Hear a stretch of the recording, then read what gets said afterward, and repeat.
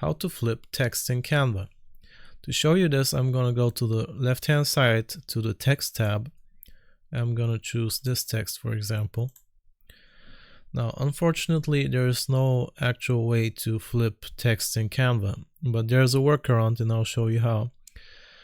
You can go to the top right corner here where it says share.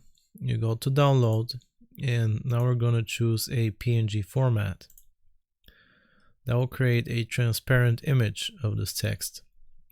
Now, once you click download, it will save the file to your computer, and then you can go to uploads here on the left, and you can choose this image. Once we have our text as an image, we can use the flip function like this. You go to the top left corner here where it says flip, and you can choose between flip horizontal and flip vertical. That will flip the image to your desire.